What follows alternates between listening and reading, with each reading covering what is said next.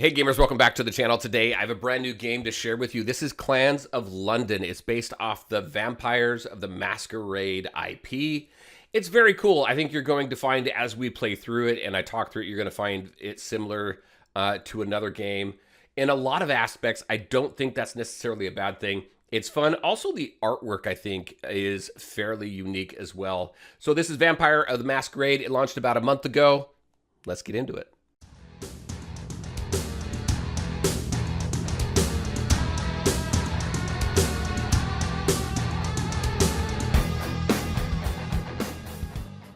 All right, and welcome back. Vampire the Masquerade Clans of London is a CCG, a digital card game, very similar to, and I'll call it out, Marvel Snap. You're going to see a lot of the same mechanics, but I like what they've done with the game. They've added some additional functionality, which I don't remember Marvel Snap having, but maybe they have. It's been a while since I played that game, but let's go ahead. First, I think what really captured my eye is the artwork of these cards. So just taking a look at these cards here. It's not AI art. You can upgrade the cards as well. I'll show you a couple different cards that I've had upgraded. But these are actual actors, real life people going to a makeup artist to be made up for these cards, and I think it's fairly unique. Now, having that vampire perspective, as you can see, the background there, I've upgraded this one. So it does change the looks of it. They do get a bit of a sheen. You can upgrade them to the point. Let me share this one here with you. So this one right here, this one is maxed right now. You've got the sheen, you've got the 3D, you've got a bunch of other looks. The card that it pulls as well looks the same. And then you get to a certain point and then it splits. So now this is the version that I have now that I've been slowly upgrading as well. So you can upgrade these cards. It upgrades your collection level. Let me show some of these. These are actual, like I said, these are actual people going to a makeup artist and being made up for these cards. And it's that whole vampire-esque, right? So there's some sexiness to it as well. Here's a new card that I just got here. The deck I'm going to be playing with is a beast deck that I've been playing around with. I got this card here. This is a legendary, as you can see. I'm slowly upgrading this one, but I really like this one here. Once you defeat an enemy pawn, then you get a prince. The board is a little bit different, so we'll take a look at what that looks like. But just sharing some of the artwork here. I think it's really unique. And some of the abilities of the cards too, or the abilities of the cards, I think there's a lot of uniqueness to it as well. So this is what I have right now. We've got shops, nothing really too big in there. One thing I did find out is once you get to a collection level 500, there's a new shop that pops up that you use. I think they're like these blood diamonds that you're going to be using. The energy that you use in the game to throw your cards down is blood. On this board here, you can see the different types of boards that you're going to get. So we've got these three, right? So I click on this. So when an enemy card loses power, give one of your cards +1 power. So there's one board that can pop up. We got this one here, defeated princes are seduced. And then we've got Burgess Park down here as well, it looks like. Or maybe not, maybe it's just those two. Yeah, where's the other one? Usually, oh, here it is, Island Gardens. This one here, cards can always be played as knights. So you can build a deck that maybe can be used across multiple boards here. You don't know what you're going to get until you get in there. I've got this Elitist Beast deck, which is made up. Let me go into here and go into my Elitist Beast deck up here. So this is made up of Elitist cards as well as beasts. I've been slowly turning it into a beast deck, and I've been having some fun with it. Before we get into a game, let's just show you a couple other things. You've got quests and missions. You've got whatchamacallit. Oh, come on. You've got these seasons, battle passes, whatever you want to call them. So you got these seasons. As you work through the seasons, you get rewards. You got a free track and a premium track.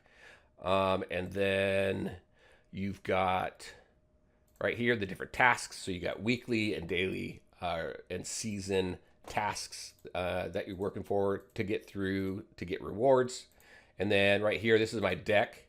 or my collection power 153. So as you work through the track, you're going to get new cards, card experience, coins, things like that as you continue to work yourself up. Again, once you get to 500, there's a new store that pops up. I've been playing this for about a week, so it's taking some time to get up there. I've been 100% free to play on it. Let me see if there's anything else really to share. We got the goal. So down here, you're working through this track as you continue to get wins. If you lose, you can drop down as well, but you continue to get wins, you get these rewards, and then you can max out at Prince right here, and there's a card back that you're going to get by finishing that up. All right, I think those are the basics. Let's go ahead and get into a game. We'll see if I win. Win or lose, we're going to make it through it. This deck has been working pretty well. There's some decks that really take me out, but we'll see. It really depends on how aggressive of a player you go up against and how aggressive you want to be. Mine takes just a little bit of time to build up, so we'll see what this looks like. All right, Island Gardens. So here's our board. Cards can always be played as knights. All right, so you're building from the bottom of the board up. You've got pawns, you've got rooks, you've got your knights here on the side, and then you've got your prince in the middle. You're not always going for the prince. Basically, what happens is in here is whoever has the most points wins, regardless of whether you're a prince or not. You can see this red lightning, this red triangle, diamond, whatever, with the white lightning bolt. That means they have initiative, so they're going to go first. Let me see. I've got my cards down here. You have to start with pawns and then build your way up.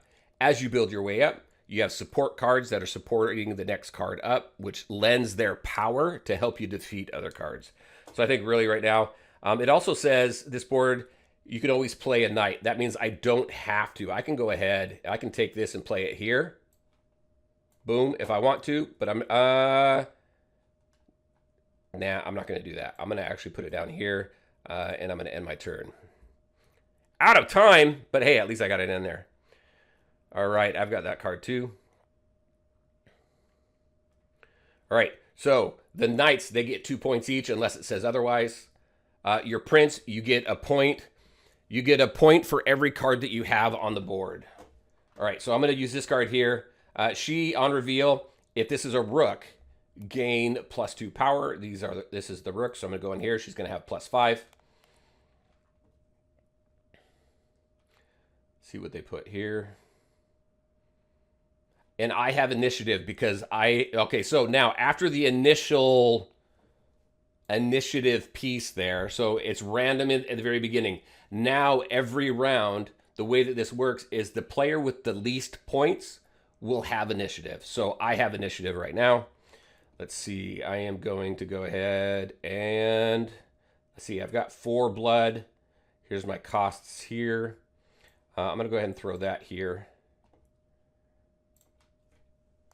I should be able to take them out. Oh, I didn't read the card though. But all right, so I got my 2. I'm going to give myself 8. So I got 10 against 6. And I go ahead and knock them out. If you have the same power, you knock each other out. Now what I want is I want that legendary card I was showing you to pop up so I can destroy one of their legendaries, and that's going to pop up. That's going to give me a prince, which I think is really cool.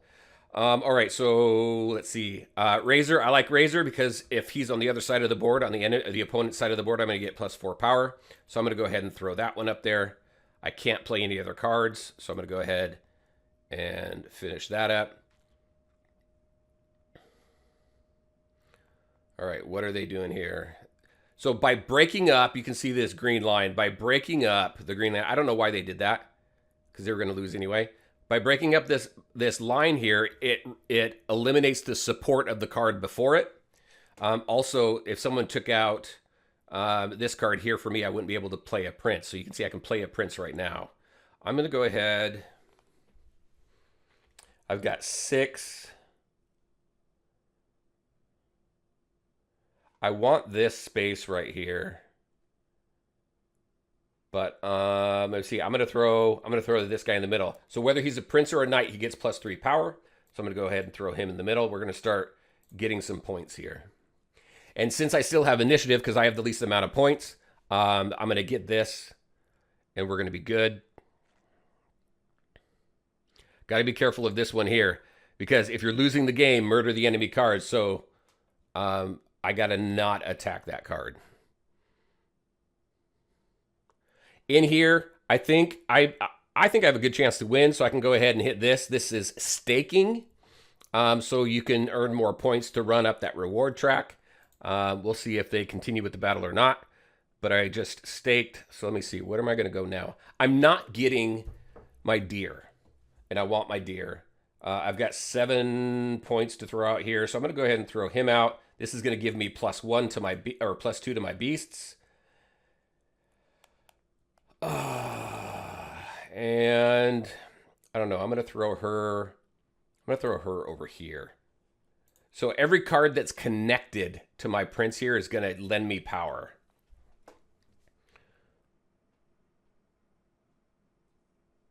All right, I got 19 power against their 7. She's cool too because she gets +4 power every time she wins a conflict, which I think is cool. But as long as you're connected here, then you're going to be able to support your cards, unless the card says otherwise. All right, so they now have initiative because I have more points.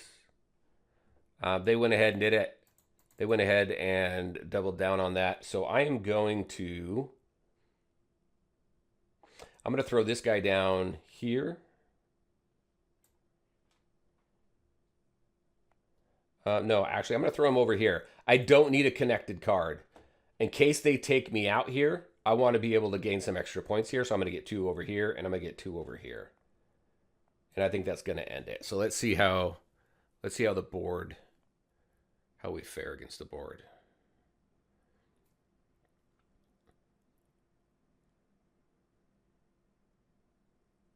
All right. Now that card there gives me point for every beast on the board. I get extra points for blood collar there. When a mindless corpse, create a mindless corpse here when murdered.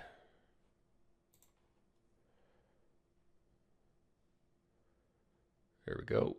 So this was a pretty easy one. Now I got my points for all the cards that I have on the board. And then we go ahead and we win. One final thing I wanted to share is in here, I can go in here, I can click on any of my cards, and I can click on Make Me a Deck, and they're going to put a deck together for me. I think this is pretty cool. I don't know that I've seen this in another game. Maybe it's out there, but it is cool that they'll automatically build a deck. So there we go. I'm going to go ahead and edit that, go back out. I can go in here. Maybe you want to do it based on a legendary that you have or a new card that you have that you think is really cool. They'll build a deck that will help support that card that you want to make a deck around. So it just makes it easy, especially in the very beginning where you're starting to just understand the different cards. That's what I did for a while. I had it made that beast deck for me. And then as I gained more cards that would help support that deck, I would swap cards in and out. So it's just a quick and easy way to build a deck, get into the game, and test some stuff out. I thought that was pretty cool. All right, everybody, that is what I had for you. Very curious. What do you think of this? What do you think of Vampire the Masquerade, Clans of London? Again, it came out about a month ago. They got a new season coming up here in the next week or two. But very curious to hear your thoughts. What do you think about the game? What do you think about the art? Let me know in the comment section below. All right, everybody, as always, I want to thank you all for taking the time to watch the video. If you liked it, make sure to hit that like button and share your thoughts and questions in the comment section below. Take care, everybody. We'll talk to you next time.